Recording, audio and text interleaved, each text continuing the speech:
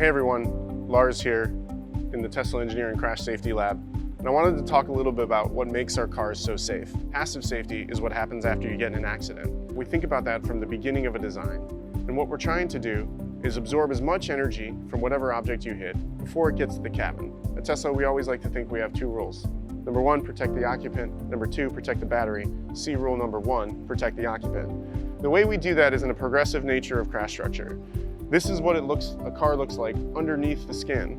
You have your bumper beam, your crush can, and then you have what we just debuted in Austin is our new front underbody casting.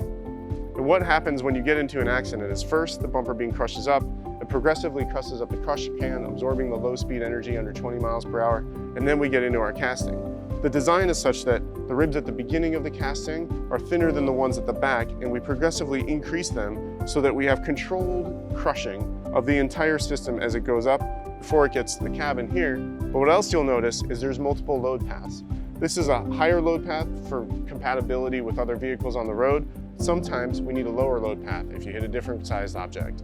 There's space vertically to transfer the load not only through the crush rail, but also through our subframe, which pulls the drive unit down and out of the way from the cabin behind you and out of the way of the battery. But we don't just do that in a vertical sense. We also do it laterally. Your main crush rail is great if you hit something up front, but if you hit a pole or a tree just outside that crush rail, there's nothing there to absorb an energy in most cars. We put our lower load path just outside that crush rail, and we actually angle it so that if you hit something here, we start to absorb the energy, and then we push the car away from whatever object you hit to make sure that you're not getting crushed into that object. The backup structure is what protects the cabin after that, and we use both our door rings, the glass, and our battery to provide structure to hold all of this energy it's crushing up. But one of the things that's unique about all of Tesla's is the battery is super low. A low center of gravity, in addition to our suspension, means our vehicles are less likely to roll over. So let's take a look at what a car looks like after a crash test and how these systems all work. So this here is actually a really special car. This is a car that was crash tested at NHTSA for our 5-star rating on Model Y. And as you can see, all that energy was absorbed up front here, stopping really at the cabin like I was talking about.